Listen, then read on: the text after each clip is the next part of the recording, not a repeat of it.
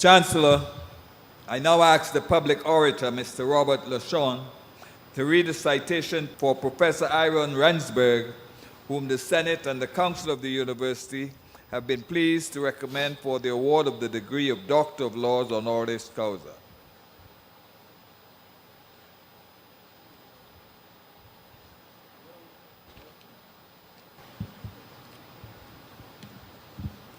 Hello? That's better. Good evening, everybody. Chancellor, we turn now to a towering figure from the world of education in South Africa.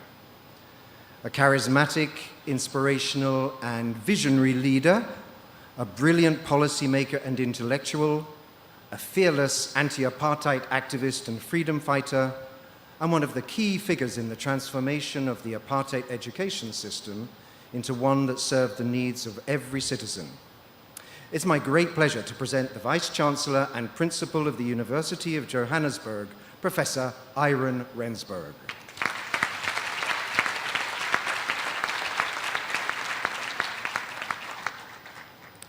Since taking up his post in 2006, Professor Rensburg has steered the University of Johannesburg with unparalleled energy, focus, foresight, and drive. The numbers speak for themselves, Chancellor. Research output has flourished, tripling during its first 10 years. Annual graduate output has grown significantly, and perhaps most significantly, enrollment by the poorest members of society tripled to 28% of the first-year class. In just 11 years, his elevation of the University of Johannesburg from what it was at the start of his term as Vice-Chancellor to what it's become today is really nothing short of breathtaking. It's now ranked among Africa's top 6 universities and is a member of Universitas 21, the leading global network of research-intensive universities for the 21st century. His visionary goals for his university are grounded in a passionate commitment to social justice and equity. For Professor Rensburg, and of course this is a conviction very dear to our hearts here at UWI, a great university doesn't exclude, on the contrary, it provides access to the talented poor and provides them with an outstanding education. A great university cares profoundly for the welfare of its students and insists on excellence in both teaching and research. Under Professor Rensburg's dynamic leadership, the University of Johannesburg has become just such an institution, a beacon of accessible academic excellence for a new generation of South Africans. His sphere of influence extends well beyond the university, however. In May 2015, for example, he completed his term as Commissioner of South Africa's National Planning Commission, where he chaired the Working Group on Social Protection and Human Capabilities. He's chairperson of Reed Foundation, South Africa's leading NGO that works alongside government to implement teacher training and literacy initiatives. He's also co-chair of Education Dialogue SA, a forum that brings together South Africa's leading thinkers and civil society organizations to map and support education initiatives. Now, no account, however brief, of Professor Rensburg's remarkable career should fail to mention his days in the struggle for liberation in South Africa. Popularly known at the time as Zwai, that's a short form of the isiXhosa name Zwandile, which means we have expanded as a family, people, clan, nation liberation movement. Professor Rensburg spearheaded local and regional teachers and students' movements and was elected leader of various civic organizations. And he paid a price for his courageous activism.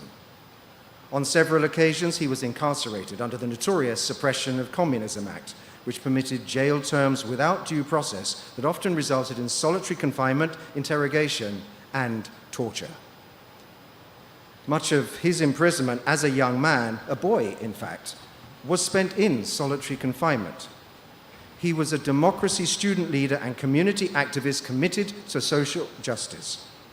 And for his attachment to this philosophy as a youth, he paid the price of prison, an experience that forged him into the leader he has become.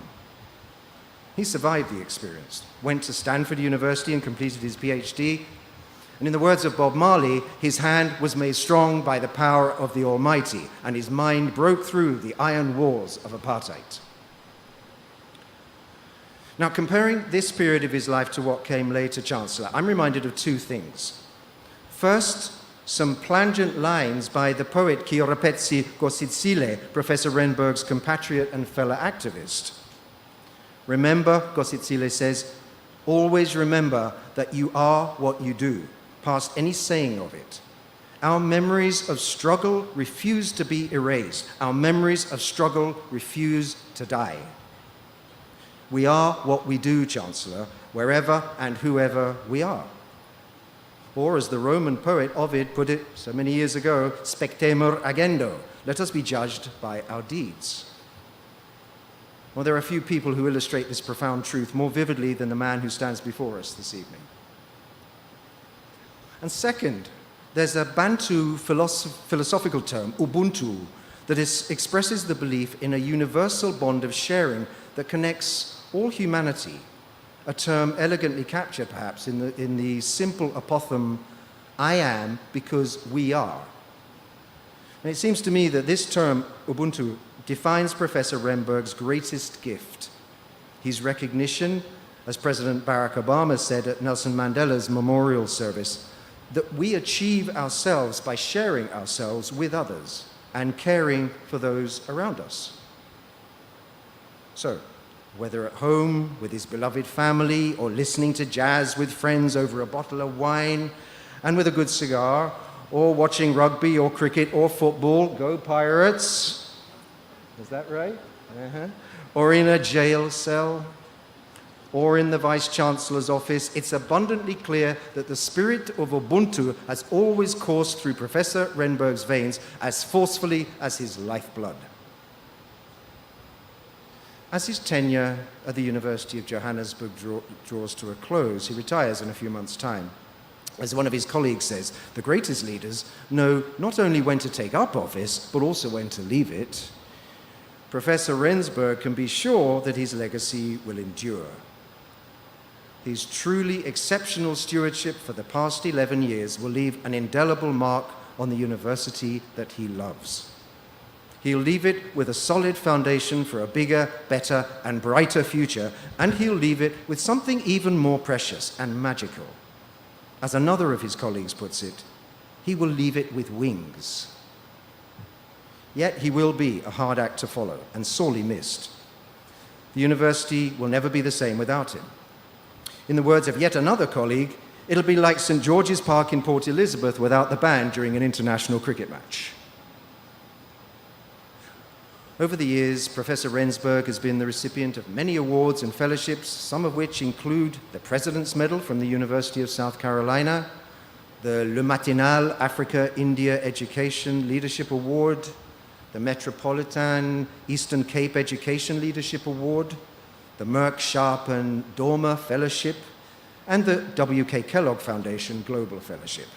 And now, in recognition of his outstanding contribution to South African education, I invite you, Chancellor, using the authority vested in you by the Senate and Council of the University of the West Indies, to confer on Professor Ihron Lester Rensburg, B.Pharm, M.A., Ph.D., Zwei, great leader, great man, and deserving of the greatest respect, the degree of Doctor of Laws, honoris causa. Thank you.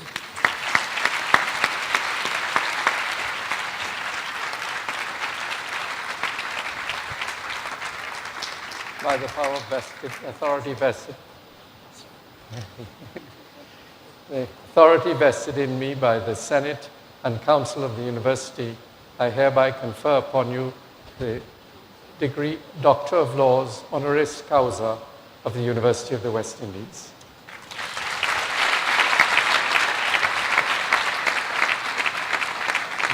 Please be seated.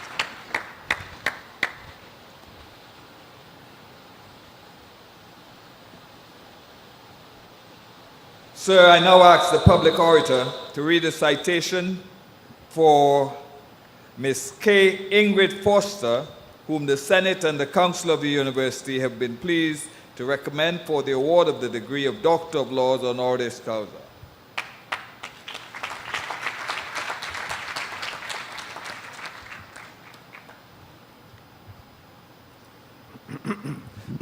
Excuse me.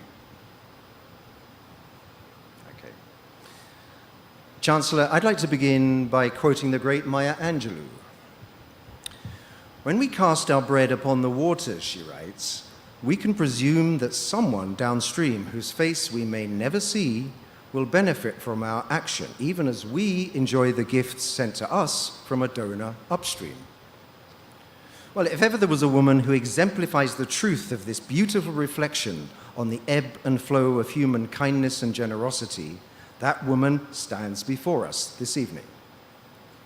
Growth leader, business builder, high-ranking executive in some of the biggest companies in the world, I present Ms. Kay Foster, internationally renowned doyenne of human resources professionals.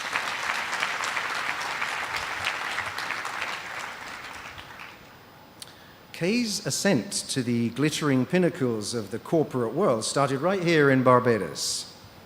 Raised in a family of educators and scholars, she's always acknowledged the benefits of a sound education and striven for academic excellence. From Hilltop Preparatory School in Kingston Terrace, which I must just say I drive past every single day on the way to work, she went on to Queen's College and thereafter to New York, where she took a bachelor's degree in business administration at Baruch College before pursuing post-grad studies at Columbia University, where she gained her MBA. Kay's career since then has been remarkable. For over 30 years, she's been able to blend her specialized academic expertise with practical application in an aggressively competitive global business environment and at the very highest level. Her truly exceptional leadership skills were honed and developed at three giant pharmaceutical corporations, Pfizer, Johnson & Johnson, and Onyx. At Johnson & Johnson, she served as the Vice President of Global Human Resources and was a member of the Executive Committee. In this role, she led a worldwide team of over 3,000 human resources professionals and managed a budget of $200 million US. She was responsible for worldwide management succession and organization development, compensation and benefits, education and training, recruitment, equal opportunity, and affirmative action. During her time at Johnson & Johnson, Kay was one of the highest-ranking black women in the F50. Now, that's the top 50 companies of the Fortune 500.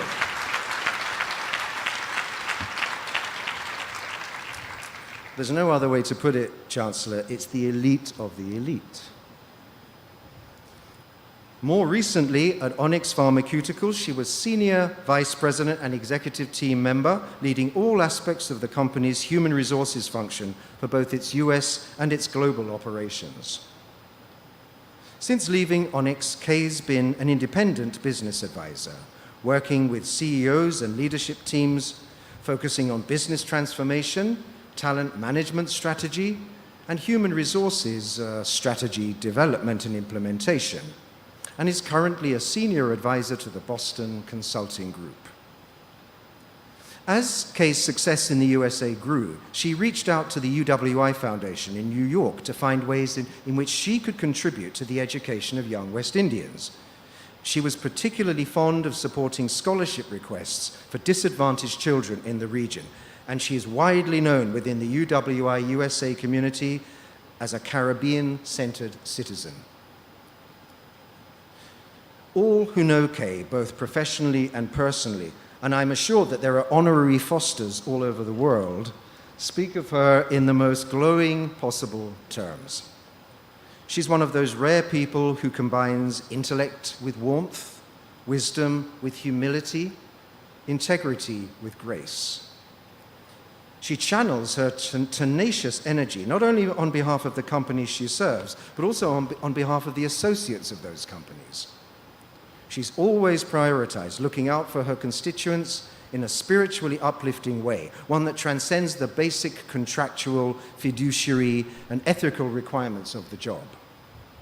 And she's manifested an unwavering commitment to this notion, that having values and a belief system are at the heart of all good leadership. As one of her colleagues succinctly puts it, she brings authenticity, love, and service to the world of business, and that is what makes her such a powerful force. I happen to know from her sister June that these core values were instilled by loving parents at a very early age, and they're undoubtedly worth repeating here tonight. Things done by halves are never done right. A little with content is great gain. If there's room in the heart, there's room in the house. Do good, and good will attend you. Do unto others as you would have them do unto you. And last but not least, it's better to work out than to rust out. Chancellor, I'll end this brief citation where I began. You'll recall that I quoted Maya Angelou on the importance of giving, of casting our bread upon the waters to those downstream. Well, significantly, Kay Foster has spoken about her life in equally memorable terms. The most important thing to me, she told me, is that I have lived a life of service to others, and my goal is to leave the earth all used up. I believe that life is an extraordinary gift, not to be squandered. Well, while it's clear that there's still a very long way to go before Kay's all used up, it's just as clear that she's used the extraordinary gift of her life in the most extraordinary ways. Her outstanding achievements have been recognized before. For example, she was a Black Achievers in Industry Award winner, and in 2004 was declared the Corporate Women's Network Woman of the Year. And I now invite you, Chancellor, to use the authority vested in you by the Senate and the Council of the University of the West Indies to confer on Ms. Kay Ingrid Foster, the Global Business Executive from Barbados, who has never forgotten that the most important part of the phrase human resources is the word human, the degree of Doctor of Laws, honoris causa. Thank you.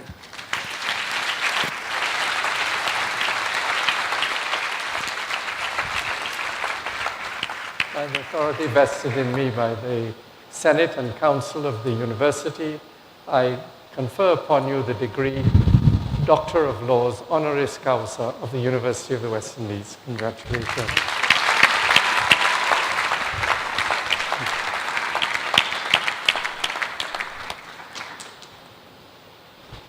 I now call on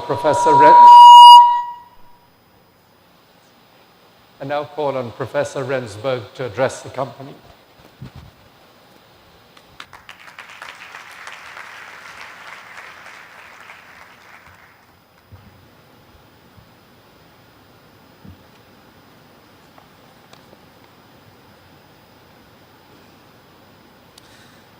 The Chief Justice of Barbados, the Honourable Sir Marston Gibson, Chancellor Bermudez, the Chairman of Cayville Campus Council, Sir Altman, and other members of Council, leaders in state, business and industry, and in civil society, the Vice-Chancellor, Professor Sir Hilary Beckles, the Pro-Vice-Chancellor and Campus Principal, Professor Eugene Barreto, and your fellow Pro-Vice-Chancellors, the Registrar, the Campus Registrar, and other senior administrative staff, members of Senate and fellow academics, the Vice President, UWI Alumni Association, Barbados Chapter, student leaders, my fellow Honorary Ms. Kay Foster, fellow graduates, and your loved ones, distinguished guests, ladies and gentlemen, good evening.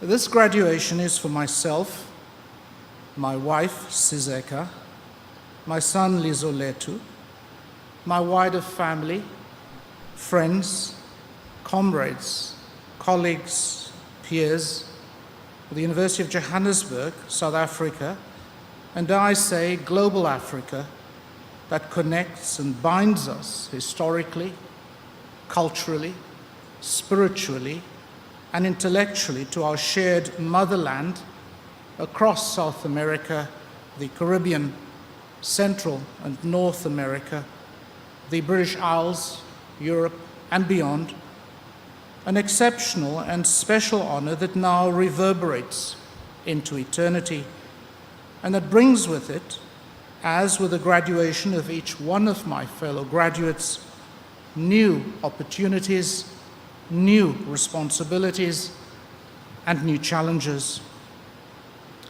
It is a very special privilege to be counted among you, my fellow graduates. Allow me first to extend my immeasurable gratitude to the Chancellor, the Vice-Chancellor, the Senate, Council, and fellow academics here at UWI for this distinct and humbling honor. In our minds of minds here in the Caribbean and in global Africa, UWI continues to hold very special significance for its historic and contemporary frontier role in nurturing, mobilizing, and unifying our intellectual and academic endeavors to build an empowered, transforming, prosperous, and post-colonial Caribbean and global Africa. I give special thanks to all those whose journeys come together and are reflected in my hopeful, ambitious, and fragile life. My wife, son, parents, grandparents, great-grandparents, and those before them whose spirits dance with joy here with us, and my loving, caring, and always challenging comrades, friends, colleagues, and peers living and departed. This honor surpasses all honors, and I humbly pledge to always strive to be worthy of this honor, never to take it for granted. To, in the very best traditions of our great activist legal minds, and for the remainder of my life, advocate and strive fearlessly to achieve in full, not in part, social justice, democracy, freedom, equality, and human dignity for all, to combat that cancer called corruption in public, in private life, and in our institutions, to bring to light and to combat crimes against humanity, and to advocate for and advance restorative and reparative justice.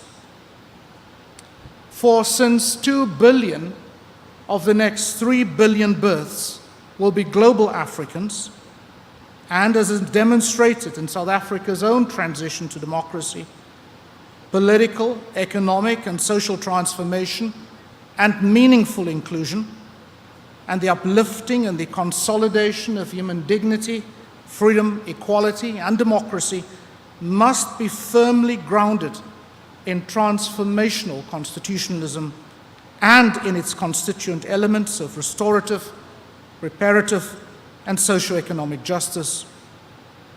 And in all these things, I pledge to raise the UWI flag high. This then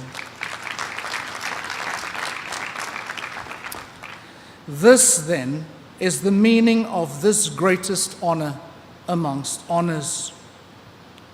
And so I speak about us, our graduating class, and about our incomplete, unfinished, fragile, and often incomprehensible life journeys.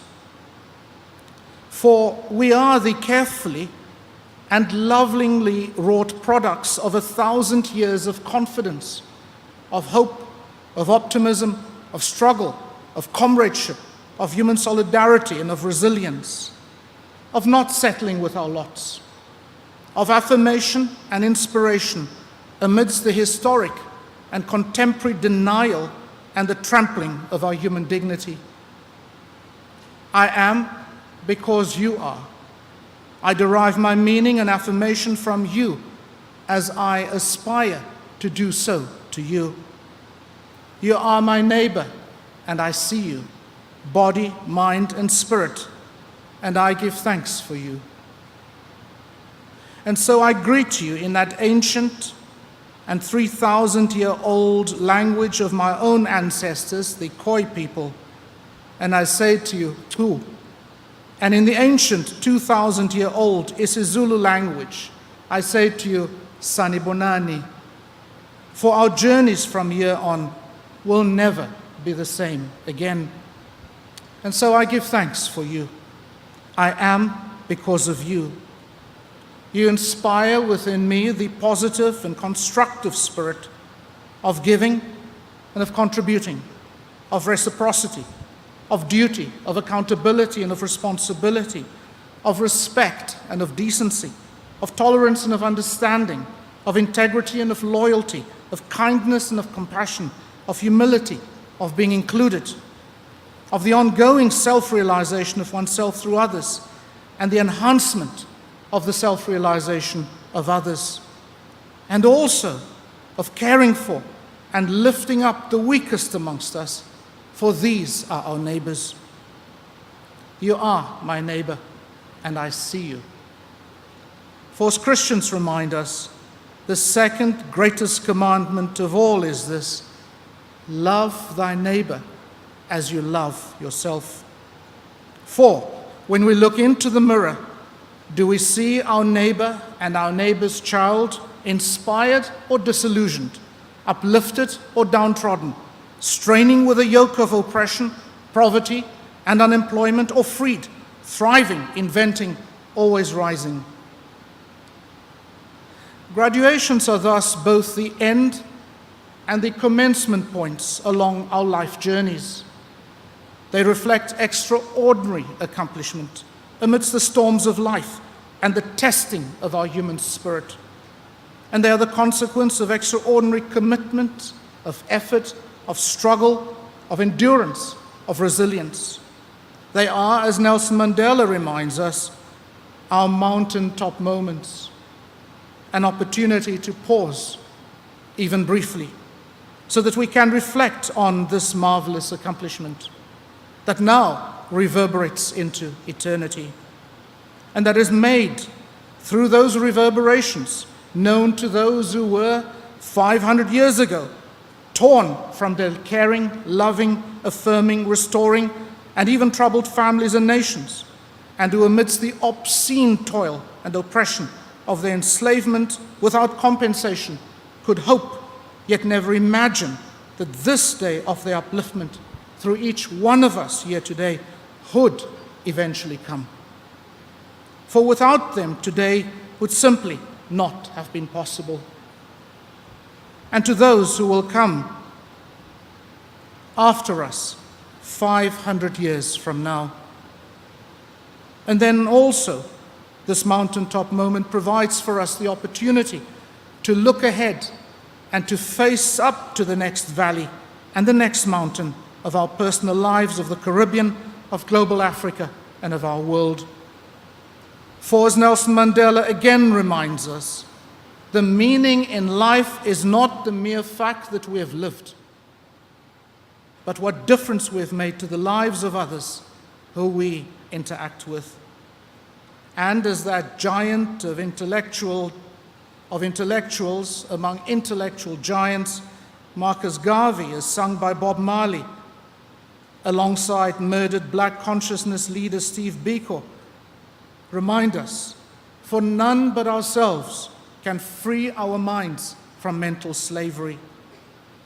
And for as Mahatma Gandhi also reminds us, we carry the enormous responsibility to nurture a new 21st century, here in Bridgetown, the Caribbean, global, Africa and beyond, one that is characterized by knowledge with character, by science with humanity, by commerce with morality, by politics with principles, wealth with work, earth habitation with reverence, religion with sacrifice, and pleasure with conscience. And so I give thanks for being a part of you on this, our mountaintop moment, that is celebratory and that heralds enormous new responsibilities. My last appeal is this: each one of us has extraordinary and infinite potential indeed to be extraordinary. No one is born with a belief that I'm second best, that I don't count, that my presence or absence does not matter, that I should stand in the shadow of others, that I am an ugly duck, not Ling. So I ask for you to believe in your infinite ability to create change. And as you continue to do these things to yourself and to others, remember, don't take yourself too seriously. Instead, take your roles and your ambitions absolutely seriously. And remind yourself always, self-develop, self-learn, self-mobilize your inner resources to produce for yourself and for others infinite supplies of confidence, of hope, of optimism, and of resilience. And finally, as Maya Angelou insists and inspires, and as we in the Caribbean and in global Africa confront and are challenged by the enormous burden of our historic displacement, by the contemporary and often debilitating political, economic, cultural, intellectual, and climatic crises, and equally so by the often debilitating crisis of leadership. Out of the huts of history's shame, I rise. Up from a past that's rooted in pain, I rise. I'm a black ocean, leaping and wide, welling and swelling, I bear in the tide. Leaving behind nights of terror and fear, I rise. Into a daybreak that's wondrously clear, I rise. Bringing the gifts that my ancestors gave, I am the dream and the hope of the slave. I rise, I rise. I thank you. Enkosi kakhulu.